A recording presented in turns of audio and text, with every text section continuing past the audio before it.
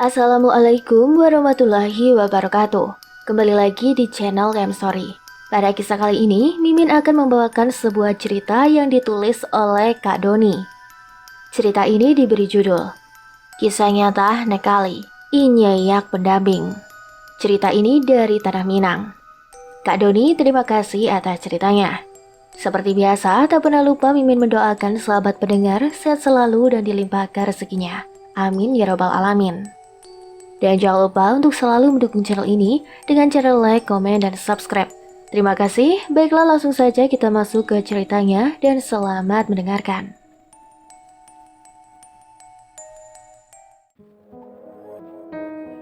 Cerita ini berasal dari Sumatera Barat, Kecamatan Jujuhan, Kabupaten Solo Selatan. Tahun kejadian kurang lebih tahun 2009. Biar tak dianggap cerita dongeng, karena kisah ini berdasarkan kejadian nyata adanya. Penambahan maupun pengurangan alur hanyalah pemanis dari penulis, namun tidak menghilangkan kisah nyatanya. Namun di cerita kali ini tidak juga memaksa para pendengar untuk percaya, karena penulis tidak berada di tempat kejadian, hanya mendapatkan kisah dari narasumber yaitu tetangganya, yang bernama Rahman. Jadi mari kita simak ke ceritanya. Assalamualaikum warahmatullahi wabarakatuh. Innalillahi wa inna ilaihi raji'un. Innalillahi wa inna ilaihi raji'un. Telah pulang ke rahmatullah Nek Ali. Sekali lagi saya umumkan, telah meninggal dunia Nek Ali. Mohon kepada para warga yang tidak ada kegiatan untuk membantu menunaikan fardu kifayah, memandikan, menyolatkan, dan menguburkan. Dan semoga amal ibadahnya selama di dunia diterima oleh Allah Subhanahu wa Ta'ala.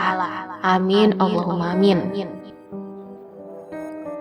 Pemberitahuan dari tokoh kampung menggunakan speaker masjid. Setelah diumumkan bahwa salah satu warga ada yang meninggal, hampir semua tetangga pada datang untuk berbela sungkawa dan menunaikan fardu kifayah. Nek Ali, dia adalah seorang pria yang sudah tua dan usianya hampir 100 tahun. Ada yang bilang lebih dan ada juga yang bilang kurang dari setahun umurnya. Kini, orang tertua di kampung tersebut telah mengembuskan napas terakhirnya, meninggalkan alam fana menuju alam keabadian. Beliau sakit apa?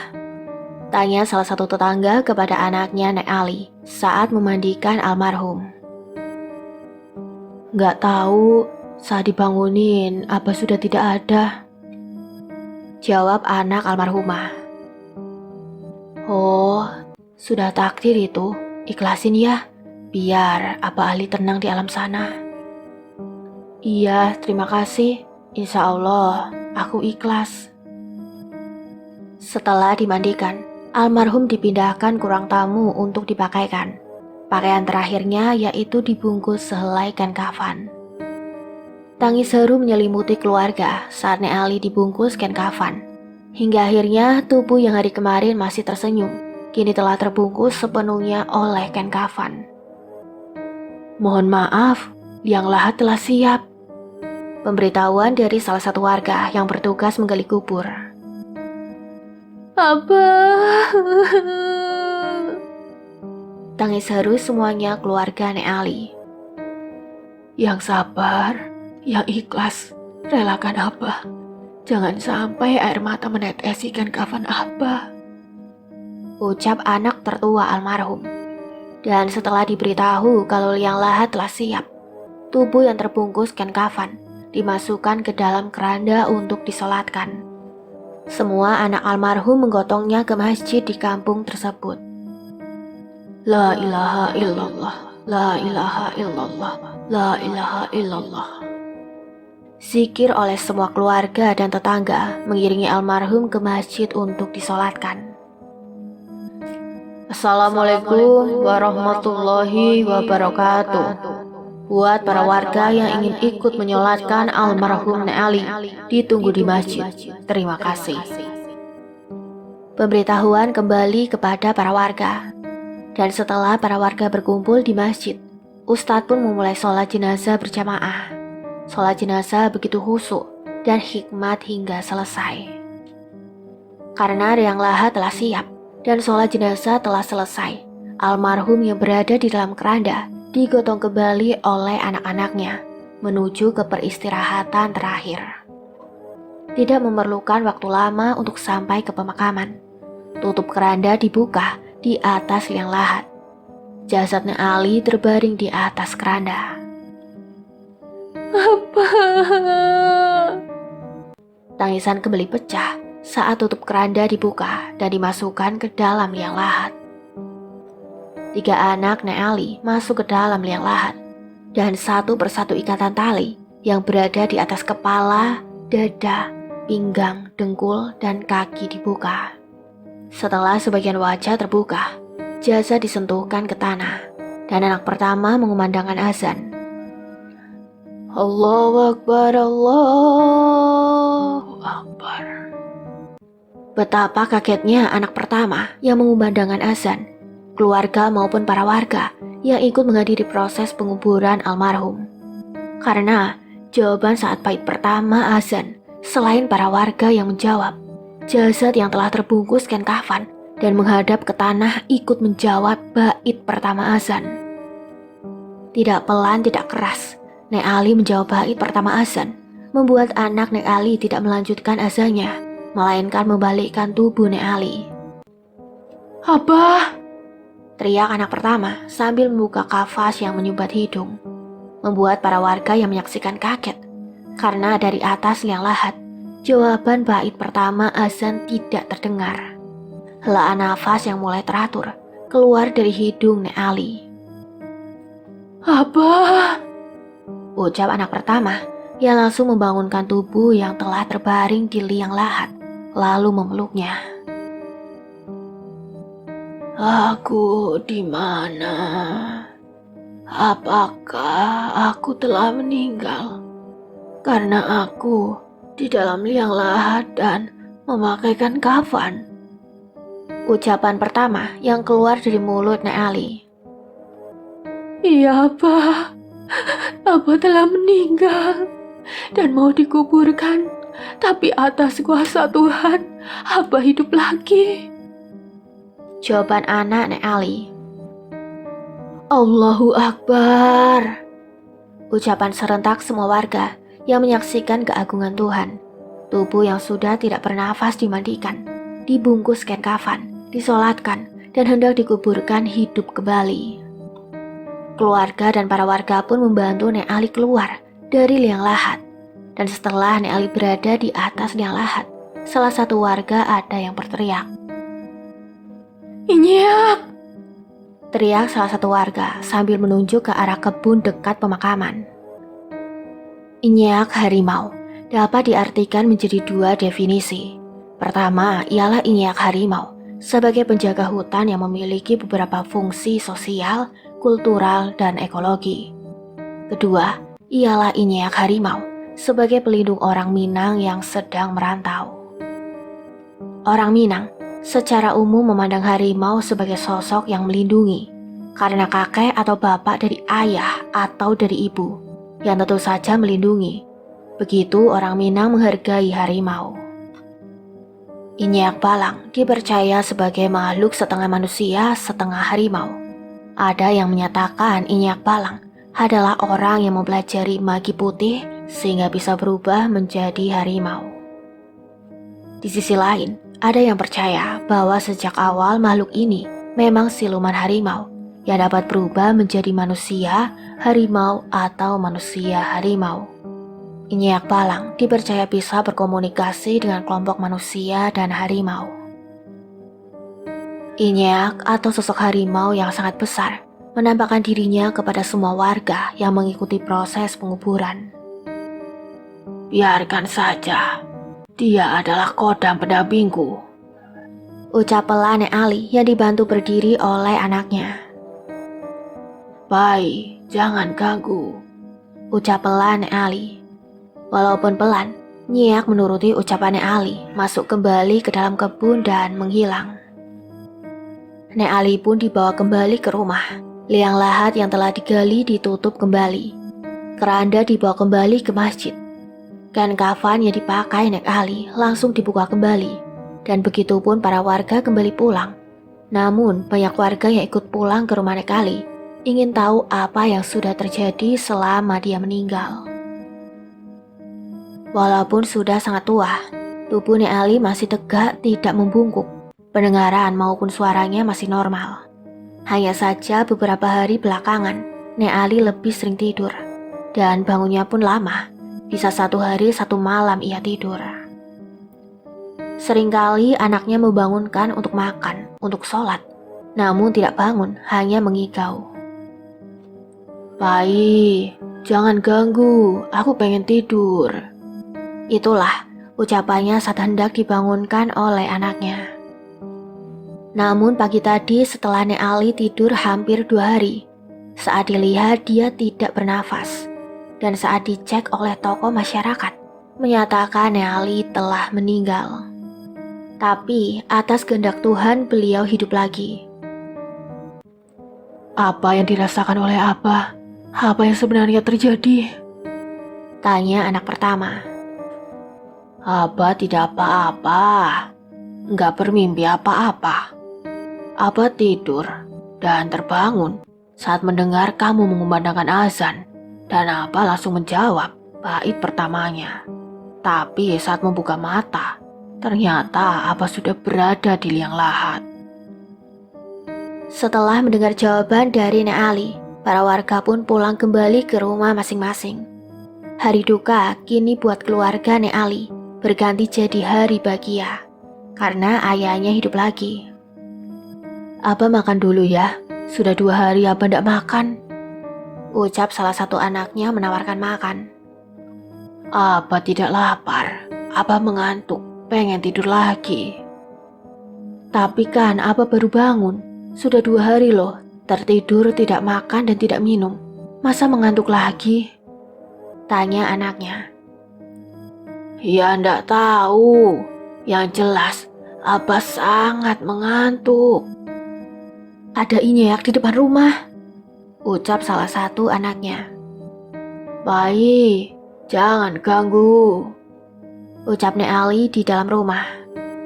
Dan sama seperti tadi, harimau yang sangat besar tersebut menuruti ucapan Nek Ali. Hanya auman yang sangat menggema terdengar jelas dan nyaring sebelum nyeak itu pergi. Anehnya, sebelum pergi, harimau tersebut mengelilingi rumah Nek Ali sampai 3 putaran dan tidak juga menerkam manusia. Nyeak tersebut kodam pendamping Abah. Dia yang selalu bantu Abah saat perang melawan Belanda dulu.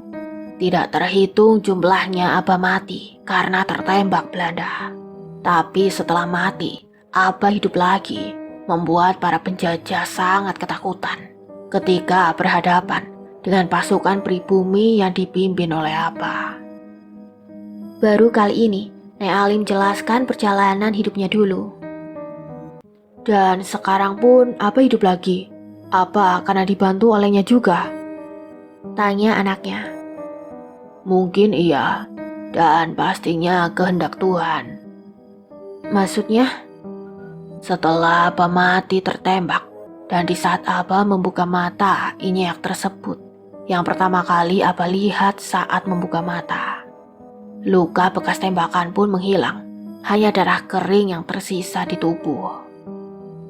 "Berarti kalau begitu setiap Abah meninggal, Abah akan hidup lagi?"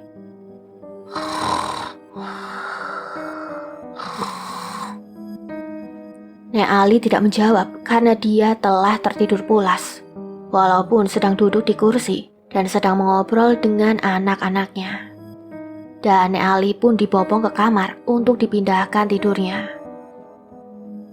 "Padahal Abah baru bangun dan tidurnya sudah 2 hari, tapi sekarang Abah tidur lagi," ucap salah satu anaknya setelah memindahkan Nek Ali ke kamar tidur. "Aku juga tidak tahu. Biarin Abah tidur," jawab anak pertamanya. Dan hari pun berganti. Nek Ali tidur dari siang ke siang lagi. Hampir 2 hari juga beliau belum bangun. Dan hari kedua saat dicek ke kamarnya, tidak ada hela nafas di hidungnya dan jantungnya telah berhenti berdetak. Salah satu anaknya memberitahu kembali tokoh masyarakat untuk diceknya, yang ternyata setelah dicek Nek Ali telah meninggal. Semua keluarga diberitahu kembali kalau ayahnya telah meninggal dan tidak memerlukan waktu lama. Semua keluarga telah berkumpul kembali. Tangisan pecah kembali saat melihat ayahnya yang sangat disayangi keluarga telah meninggal untuk kedua kalinya. Pemberitahuan lewat pengeras suara pun diumumkan kalau Nek Ali telah tiada. Semua warga bergotong royong kembali untuk menunaikan kewajiban memuliakan manusia yang telah tiada. Ada yang bertugas memandikan, menyolatkan, dan ada yang bertugas menggali liang lahat. Nek Ali dimandikan. Setelah dimandikan, dibungkus kain kafan. Dan setelah mendapat informasi kalau liang lahat telah siap, jasad Nek Ali dinaikkan ke dalam keranda, kemudian digotong ke masjid untuk disolatkan terlebih dahulu sebelum dikebumikan. Sholat jenazah pun dilaksanakan dengan khusyuk, dan kejadian di luar nalar pun kembali terjadi. Setelah disolatkan dan hendak dibawa ke tempat peristirahatan terakhirnya, saat keranda mau digotong, tiba-tiba keranda tersebut bergetar hebat, seperti ada yang berontak mau keluar. Dan benar saja, saat tutup keranda dibuka, ternyata Nek Ali tengah berusaha keluar. Kaki, badan, dan kepalanya bergerak berontak. Kemudian dibuka kain kafan yang menutup wajahnya dan kapas yang menyumbat hidungnya. Untuk yang kedua kalinya, atas kuasa Tuhan, Nek Ali hidup kembali. "Aku meninggal lagi ya," ucapan pertamanya setelah kain kafan yang menutup wajahnya dibuka. "Iya, Abah. Abah telah meninggal kembali dan kini hidup kembali," jelas anak pertama Nek Ali. Dan seperti kemarin, liang lahat yang telah siap ditutup kembali, batal mengubur Nek Ali yang kedua kalinya. Di saat para warga selesai menutup kembali liang lahat yang tidak jadi menguburkan Nek Ali, harimau yang sangat besar kembali menampakkan wujudnya di dekat kebun samping pemakaman. "Nyak!" ucap salah satu warga. "Konon orang dahulu, pendamping atau kodamnya adalah harimau dan dipakai untuk tujuan baik melawan penjajah dan juga kejahatan. Namun," jelas salah satu warga yang sudah berumur. "Namun apa?" "Mungkin ucapan orang tua dulu memang benar. Awalnya saya kira mitos belaka. Tapi jika menyaksikan langsung, ternyata memang benar nyata." "Iya, apa?" tanyanya lagi. "Susah meninggal. Tapi saya percaya ini adalah kekuasaan Tuhan yang tengah menunjukkan keagungannya. Bukan berarti kodam atau harimau itu yang menghidupkannya lagi." Salah satu warga ikut berbicara ke dalam obrolan. "Hidup dan matinya makhluk hidup telah ditakdirkan oleh Tuhan. Dan saya juga percaya kejadian ini adalah kuasa Tuhan. Tapi bila ada yang telah membuat perjanjian dengan sebangsa gaib, lain lagi ceritanya. Jangan karena ada sosok harimau yang menampakkan diri, kita langsung percaya itu karena bantuannya. Karena kan harimau di daerah sini masih banyak." "Apa sih, malah berdebat? Ayo pulang, yang jelas Nek Ali hidup lagi," ucap salah satu warga dan obrolan pun terhenti. Warga yang tugasnya menggali kubur pulang kembali ke rumahnya masing-masing. Begitupun Nek Ali pulang kembali ke rumahnya. Dia hidup kembali untuk yang kedua kalinya, disaksikan langsung oleh keluarga dan para warga. Singkat cerita, Nek Ali telah kembali ke rumah dan ditanyakan kembali apa yang sebenarnya terjadi. Namun jawabannya sama seperti kemarin. Dia tidak ingat apa-apa. Yang dia ingat hanya tidur dan baru bangun. Tapi ternyata sudah berada di dalam keranda dan telah dibungkus kain kafan. "Maafkan Abah dan mohon maaf juga kepada para warga. Mungkin aku akan sulit meninggal karena perjanjian yang dulu pernah dibuat. Memangnya perjanjian apa, Bah? Apa dan Nyak? Terus kita harus bagaimana? Bukannya saya menginginkan Abah tiada? Tanyanya sambil menangis. Abah pengen minum. Pinta Nekali pada anaknya. Tidak membutuhkan waktu lama, segelas air diberikan kepada Nekali. Dan saat Nekali memegang gelas hendak meminumnya, tiba-tiba gelas yang dipegangnya terjatuh. Gelas pecah lepas dari genggaman Nekali, yang ternyata Nekali tidur kembali dalam keadaan duduk. Jam menunjukkan pukul 11 siang. Nekali tidur kembali setelah bangkit dari kematian yang kedua kalinya.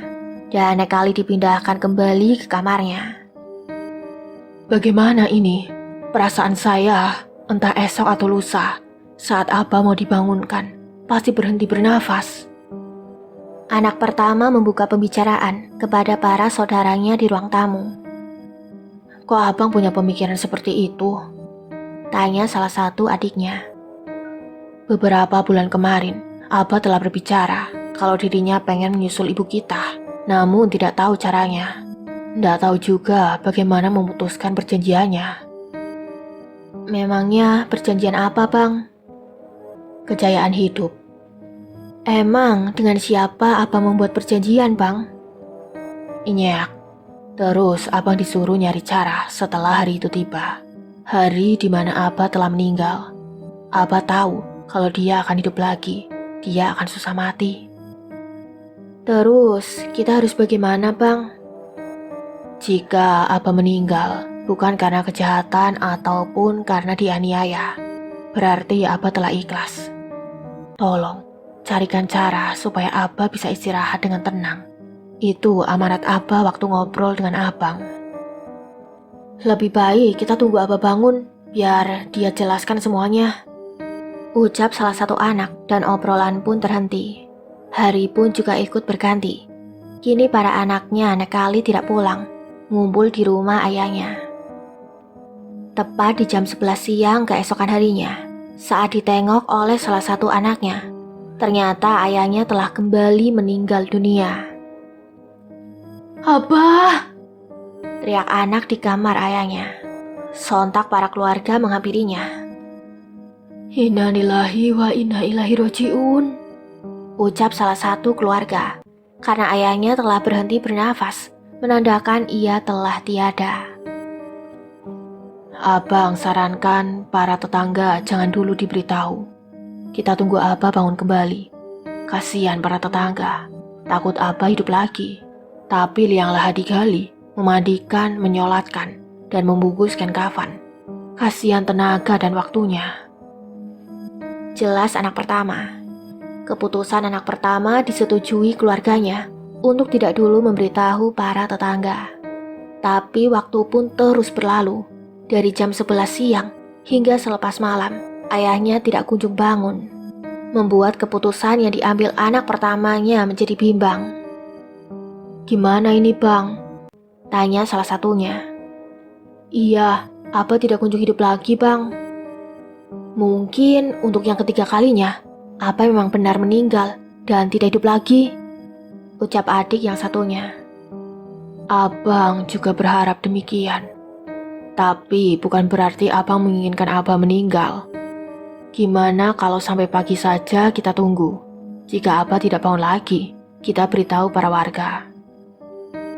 Tapi sampai pagi, ayahnya tidak hidup lagi.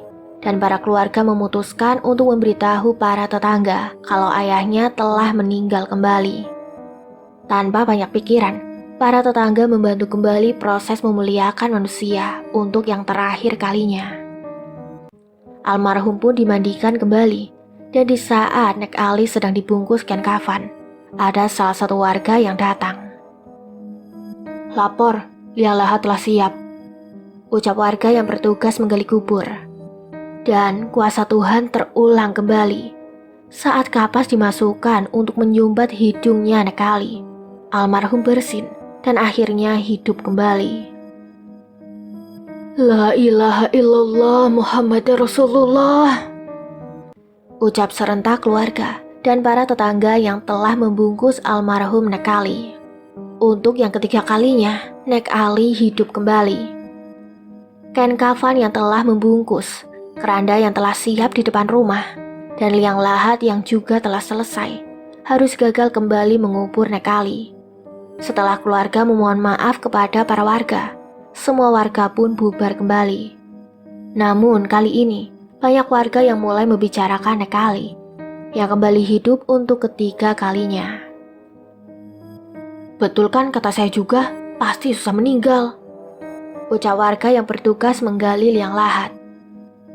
Wah, bakal capek juga kali ya, gali kubur kalau gagal terus, ucap warga lainnya sambil menutup liang lahat yang batal menguburkan Nek Ali untuk yang ketiga kalinya. Terus kita juga sebagai tetangganya juga harus bagaimana? Jika diberitahu kalau Nek Ali meninggal kembali, apakah jangan digalikan liang kubur? Ya nggak gitu juga. Ini semua kuasa Tuhan. Tugas yang masih hidup sebagai seorang muslim harus menunaikan fardu kifayah. Gini, gimana biar nggak capek? Kalau Nek Ali meninggal kembali beberapa hari ke depan, pas gali kubur, terus dapat informasi dia hidup lagi. Liang lahat yang telah siap, jangan ditutup dulu. Takut dia meninggal lagi. Saran celeneh dari salah satu warga. Hidup dan matinya seseorang hanya Tuhan yang tahu, jawab yang lain. Lihat, ucap salah satu warga saat mau kembali ke rumah masing-masing. Harimau yang sangat besar menampakkan wujudnya kembali. Saya akan memberitahu keluarganya, ucap salah satu warga. Kembali ke Nek Ali. Abah, kita harus bagaimana? Ini sudah ketiga kalinya Abah meninggal dan hidup kembali, ucap anak pertama. Mohon maaf, bukannya mau bagaimana atau gimana, ucap warga yang menggali kubur. Maksudnya apa? Tanya keluarga. Ini yang ketiga kalinya juga Inyak besar menampakkan dirinya saat menggali kubur. Saya hanya memberitahu saja, jelas warga. Lalu Nek Ali berucap, saya sudah ikhlas. Tolong bantu kematianku, biar saya istirahat dengan tenang. Saya juga sudah tidak mau hidup kembali. Saya sudah rela untuk meninggal. Tolong, putuskan perjanjianku dengan Inyak. Karena dahulu juga berpuluh-puluh kali saya telah meninggal. Dan tak terhitung jumlahnya juga saya meninggal dan hidup kembali. Walaupun itu semua atas bantuan kebaikannya. Tapi raga ini kini telah lelah. Bantu saya, bantu. Setelah menjelaskan, Nek Ali kembali tertidur. Itu juga yang diamanatkan Abah kepada saya, membantu Abah agar bisa istirahat selamanya, ucap anak pertama setelah ayahnya tertidur kembali. Ada manfaat dan mandaratnya juga diberi bantuan oleh makhluk gaib. Mungkin dulu tujuannya sangat baik dan mulia, membela bangsa negara demi tanah air ini bisa merdeka. Tapi mandaratnya, beliau susah meninggal karena tidak tahu cara melepaskan perjanjian yang telah dibuatnya dulu, jelas salah satu tetangga yang sudah tua. Terus, kita sebagai keluarga harus bagaimana? Sabar dan ikhlas tentunya. Tapi saran saya, jika Nek Ali tidak bangun dan meninggal kembali, alangkah baiknya meminta bantuan beberapa warga saja. Tidak perlu diumumkan. Korbankan saja peninggalan Nek Ali, sampai dia bisa beristirahat dengan tenang. Saran tetangga dekatnya. Iya, saya sebagai anak tertua paham perkataan Uda. Tapi apakah Uda tahu bagaimana caranya memutuskan perjanjian dengan Inyaknya? Jawab dan tanya anak pertama. Saya tidak tahu, tapi saya ingat Di kampung bawah Gunung Merapi, ada perempuan yang masih panjang umurnya. Konon kabarnya, usianya lebih dari 200 tahun. Jelas tetangga. Saya paham udah. Mungkin juga ada kaitannya dengan ayah saya. Mengapa dia bisa berumur panjang? Nah, itu kamu paham. Coba silaturahmi ke sana. Barangkali dia tahu caranya. Dan di hari itu juga, anak pertama nakali pergi bersilaturahmi ke kampung bawah Gunung Merapi, tepat di kaki Gunung Merapi rumahnya. Singkat cerita, setelah menempuh perjalanan cukup panjang, sampailah dia ke alamat yang diberikan tetangganya. Dan benar saja, perempuan sangat tua, rambut putih semua, kulit tubuh hampir menyatu dengan tulang. Tapi anehnya, meskipun keadaannya demikian, perempuan tersebut masih sehat. Suara, pendengaran, maupun berjalannya masih normal. Assalamualaikum.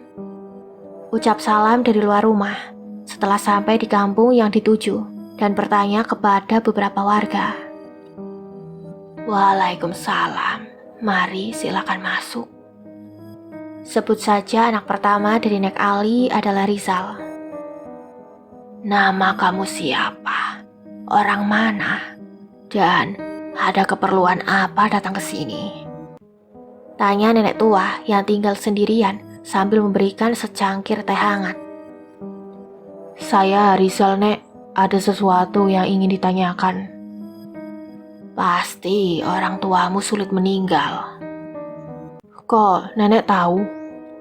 Setiap yang datang menemui nenek, kebanyakan, bahkan hampir semua, menanyakan cara agar orang tuanya meninggal. Iya, betul sekali, Nek. Ayah saya sudah ikhlas dan ingin istirahat untuk selamanya. Namun, setelah ia meninggal, sudah 3 kali juga beliau hidup kembali. Ada Inyeak yang menampakkan diri. Iya, ada, Nek. Benar, ayahmu sudah ikhlas. Iya, betul, Nek. Malahan saya diamanatkan olehnya. Naiklah kamu ke Gunung Merapi. Di sana kamu sendiri yang akan mendapatkan jawabannya. Tapi ini sudah malam, Nek, dan saya tidak mempersiapkan apapun untuk naik ke gunung. Tidak usah takut, karena kamu takkan naik ke puncaknya. Temui Raja Inyeak dan mintalah jawaban darinya. Bagaimana, Nek? Ucap Rizal penuh keraguan dan ketakutan karena harus menemui rajanya para Inyeak. Tunggu sebentar, nenek ke kamar dulu, katanya sambil meninggalkan Rizal. Kurang lebih setengah jam nenek tersebut di dalam kamar. Ini, minum air ini. Nenek sudah doakan, dan barusan nenek kontak batin dengan Raja Inyeak. Katanya bisa bertemu. Tidak ada yang mengganggumu dan melukaimu. Rizal pun meminum air yang telah didoakan nenek tua. Kini tak ada lagi keraguan di hatinya. Perasaannya serasa berani menghadapi apapun. Pergilah, bawa senter ini. Nggak usah, Nek, tunjukkan saja jalannya. Ikuti saja jalan setapak belakang rumah nenek. Terima kasih banyak, Nek. Saya pamit. Sama-sama, jawabnya sambil tersenyum. Rizal pun menuruti ucapan nenek. Dia mengikuti jalan setapak yang ditunjukkan arahnya. Hampir setengah jam lebih Rizal berjalan, barulah ia sampai di mulut hutan Gunung Merapi. Cahaya bulan tak bisa menembus hutan. Rizal berhenti sejenak sebelum masuk ke dalam hutan. Dan di saat ia melangkahkan kaki masuk ke dalam hutan, terdengar auman harimau yang sangat bergema. Manusia. Ucapan bergema di samping bawah pohon besar. Rizal pun mundur selangkah demi selangkah. Keberaniannya saat berjalan tadi tiba-tiba sirna. Tubuhnya bergetar sangat hebat. Bahkan Rizal tidak sadar kalau dia kencing di celana. Duduk, ucapnya bergema. Tubuh Rizal langsung duduk dengan sendirinya. Ayahmu tidak akan meninggal, walaupun hatinya sudah ikhlas. Kasihanilah ayahku, Tuan Raja. Itu adalah kejayaan hidup. Tidak semua orang bisa memilikinya. Tapi kini ayahku telah 3 kali meninggal, dan 3 kali juga dia hidup lagi. Kasihan dia, Tuan. Saya kabulkan permohonanmu. Pisahkan kepala ayahmu dan bagian tubuhnya. Potong lehernya. Kepala dan bagian tubuhnya harus terpisah dan dipisahkan oleh sungai saat menguburnya. Hah? Tapi kasihan ayahku. Apakah tidak ada cara lainnya, Tuan Raja? Kalau kasihan, biarkan dia hidup. Dan kalau kamu sebagai anak maupun semua keluarga dan para tetangga, jika tidak ingin terganggu oleh kematian dan kehidupannya, kucilkan dia. Tempatkan dia di gunung, seperti perempuan yang kamu temui tadi. Dia tidak akan mati, walaupun tidak minum maupun makan, kecuali ilmunya diwariskan. Tapi ayahmu tidak bisa mewariskannya. Tapi Tuan, pergi. Jawabannya memotong pertanyaan Rizal. Rizal pun menuruti ucapan Raja Inyeak, walaupun tidak bertatap muka secara langsung, dan hanya suaranya saja. Rizal kembali pulang menyelusuri jalan setapak, dan betapa kagetnya Rizal saat sampai di rumah nenek tua, karena banyak orang berkerumun di rumahnya, yang ternyata nenek tersebut telah meninggal dunia. Di malam itu Rizal tidak langsung pulang. Dia membantu proses penguburan nenek tersebut. Nenek tersebut dikuburkan di pagi hari oleh para warga. Setelah dimandikan, dibungkus kain kafan dan disolatkan. Kemudian dibawa ke pemakaman untuk dikuburkan. Tidak ada yang terjadi. Setiap prosesnya berjalan normal dan lancar, membuat pihak keluarga nenek tersebut sangat keheranan. Karena beratus kali dia meninggal, maka dia akan hidup lagi. Setelah dikucilkan di bawah kaki gunung oleh keluarga, nenek tersebut tidak merepotkan keluarga maupun para tetangga. Dan keinginan dikucilkan juga bukan keinginan keluarga, melainkan keinginannya. Tapi di meninggalnya yang sekarang, ketahuan oleh tetangga kampungnya, tidak biasanya dia pergi ke warung. Dan saat sampai di depan warung, dia meninggal dunia. Makanya, para tetangga kampung yang tahu dan memberitahu pihak keluarga nenek tersebut. Kini perempuan yang telah berusia ratusan tahun telah meninggal untuk selamanya. Setelah semua proses selesai, Rizal pun pulang kembali ke rumah. Dan apesnya, kendaraan umum yang ia naiki kecelakaan. Sopir kondektur dan beberapa penumpang lainnya meninggal termasuk Rizal. Tapi keanehan kini terjadi padanya. Saat perjalanan ke rumah sakit menggunakan mobil pick-up, Rizal bangkit dari kematian. Padahal ia telah dinyatakan meninggal. Hanya bekas darah kering yang menempel di baju dan kulit tubuhnya. Namun, tidak ada luka sedikit pun di badannya. Tapi pada saat itu, Rizal belum mengetahui kalau dia punya kelebihan juga. Sudah meninggal, akan hidup lagi. Singkat cerita, Rizal pulang kembali ke rumahnya, yang ternyata ayahnya telah meninggal lagi. Abah telah meninggal lagi, Bang, ucap salah satu adiknya. Dari kapan? Tanya Rizal. Tadi pagi ketahuannya, Bang. Sekarang sudah hampir jam 5 sore. Apa yang harus dilakukan? Kita tunggu Abah sampai bangun lagi saja. Tapi anehnya, ditunggu sampai keesokan harinya, Nek Ali tak kunjung bangun juga. Setelah musyawarah dengan keluarga, kini kematian Nek Ali tidak diumumkan. Keluarga menyuruh salah satu warga yang biasa gali kubur, memandikan jenazah dan ustadz setempat untuk menyolatkan. Baru saja Nek Ali selesai dimandikan dan mau dibungkus kain kafan, dia bernafas lagi.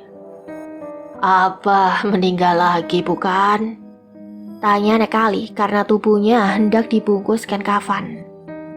Iya, Abah meninggal lagi, jawab keluarga. Abah, saya telah diberitahu oleh Raja Inyeak cara agar Abah bisa istirahat dengan tenang. Tapi apa? Bagaimanapun caranya, laksanakan saja. Abah ingin meninggal. Tubuh Abah harus dipisahkan oleh sungai, jawabnya sambil menangis. Maksudnya bang? Lehernya harus diputus. Apa? Tidak ada cara lain bang. Saya tidak rela jika kepala Abah harus dipenggal, jawab adiknya sambil menangis. Sama, Abah juga tidak rela. Lebih baik Abah tetap hidup saja. Abah sudah tidak ingin hidup. Abah ingin istirahat dengan tenang, jawab Nekali yang bersikukuh ingin meninggal. Tapi kita tidak mampu jika harus memenggal dulu kepala Abah, ucap serentak keluarga sambil menangis. Sal, tolong bantu Abah. Potong leher Abah. Biarkan Abah meninggal, pinta Nekali. Saya tidak bisa, Pak. Kalau kalian tidak mau, biar Abah sendiri yang memotong lehernya, ucap Nekali hendak berdiri. Abah mau kemana? Tanya Rizal. Ambil golok di dapur. Abah mau putusin leher Abah sendiri jika kalian tidak mau. Jangan Abah, jawab semua anak sambil memeluk tubuh ayahnya. Abah paham ini keputusan yang sulit. Abah tahu kalau kalian sangat menyayangi Abah. Tapi Abah sudah tidak kuat hidup di dunia ini. Abah ingin istirahat dengan tenang, jawab Nek Ali sambil menangis. Tapi kita semua tidak mampu jika syaratnya demikian, Abah, ucap keluarga. Abah mengantuk lagi. Abah mohon, di saat Abah sudah tidak bernafas, tolong penggal kepala Abah. Abah percaya ucapannya Rizal. Abah ridho dan ikhlas. Dan jika Abah masih bisa bangun lagi, Abah sendiri yang akan melakukannya. Maafkan kesalahan Abah. Ikhlaskan kepergian Abah, walaupun dengan cara demikian, ucapnya seakan ucapan terakhirnya. Dan sebelum Nek Ali tertidur, ia mengucapkan 2 kalimat syahadat, kemudian tertidur. Singkat cerita, Nek Ali tertidur selama 3 hari 3 malam, dan saat dicek di pagi hari, Nek Ali kembali meninggal. Abah, teriak salah satu anaknya sambil menangis histeris. Semua anggota keluarga masuk ke dalam kamar, dan kini semuanya menangis histeris. Karena di saat Nek Ali tertidur selama 3 hari juga, semua keluarga musyawarah. Dan hasil keputusan musyawarahnya, dengan berat hati, Rizal akan memotong kepala Nek Ali. Itu pun setelah dimandikan dan dibungkus kain kafan lalu disolatkan. Ratapan tangisan kesedihan mengiringi setiap prosesnya, dimulai dari dimandikan, dibungkus kain kafan, dan juga disolatkan. Nek Ali masih tetap meninggal, tidak hidup lagi. Kini setelah disolatkan di masjid, jasad Nek Ali tidak langsung dibawa ke pemakaman, melainkan dibawa ke rumah. Golok yang sangat tajam telah disiapkan. Kantong plastik maya dan kain kafan tambahan juga telah disiapkan. Tolong bawa jasad Abah ke dalam kamar. Biar saya sendiri yang melakukannya. Saya tidak mau kalian melihatnya, ucap Rizal sambil menangis. Semua keluarga pun menangis histeris. Ini amanat Abah, kita harus ikhlas. Yang saya takutkan, Abah melakukannya sendiri jika hidup lagi. Pasti betapa sakitnya ajal itu datang. Tapi jika dalam keadaan meninggal, Abah tidak akan merasakan apa-apa. Ucap Rizal menguatkan hati. Karena telah musyawarah sebelumnya, semua keluarga ikhlas dan pasrah menerima kenyataan. Setelah jasad yang terbungkus kain kafan dimasukkan ke dalam kamar, Rizal pun masuk sendiri ke dalam kamar sambil membawa golok yang sangat tajam. Dan sebelum menutup pintu kamar, dia berkata, apakah 2 kuburan liang lahatnya telah siap? Hanya anggukan kepala dari keluarga menandakan 2 liang lahat yang dipisahkan oleh sungai telah siap. Suara pintu kamar dan Rizal pun menguncinya. Abah, maafkan anakmu. Rizal berucap sendiri sambil membuka golok yang masih berada di sarungnya. Ya Allah, maafkan kesalahan ayahku. Ampuni dosaku karena harus memenggal kepala ayah sendiri. Ucap Rizal sambil menangis. Setelah golok dipegang oleh tangannya dan posisinya tepat di leher ayahnya, Rizal menutup matanya. Allahu Akbar, teriak Rizal sambil menyembelih ayahnya sendiri. Pintu digedor terus-menerus setelah mendengar Rizal berteriak takbir. Abah, maafkan kami semua. Itulah ucapan yang terlontar dari keluarga sambil menggedor-gedor pintu kamar. Gesekan golok oleh tenaga tangannya Rizal tidak berat lagi, menandakan leher ayahnya telah putus. Pelan-pelan, Rizal membuka matanya. Rizal sangat kaget saat membuka matanya. Kepala ayahnya telah sepenuhnya terputus. Dan anehnya, tidak ada darah yang keluar dari lehernya.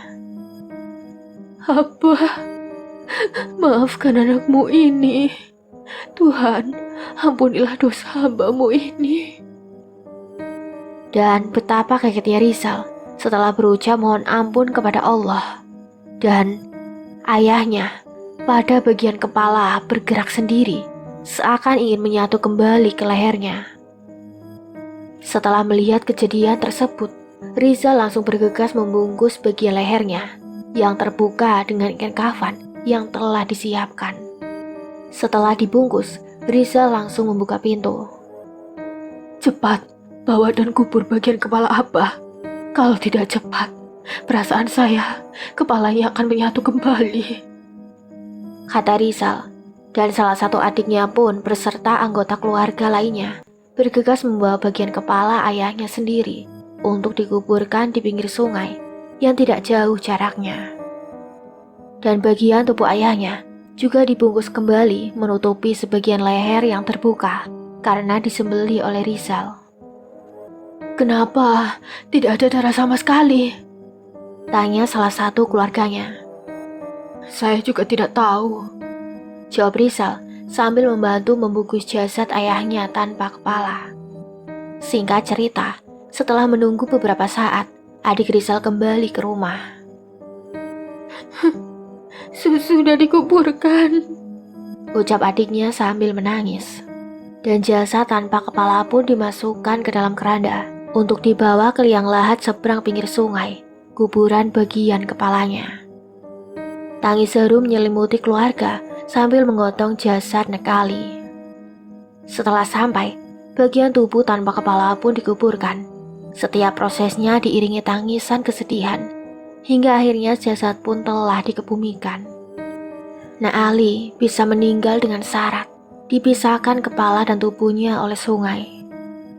Selesai. Demikian akhir kisah ini. Semoga menjadi pembelajaran untuk sahabat pendengar. Mohon maaf atas segala kekurangan. Terima kasih banyak atas doa dan support sahabat pendengar KM Story. Semoga sehat selalu dan lancar rezekinya. Amin ya rabbal alamin. Tunggu kisah lainnya di video selanjutnya. Mimin pamit undur diri. Wassalamualaikum warahmatullahi wabarakatuh.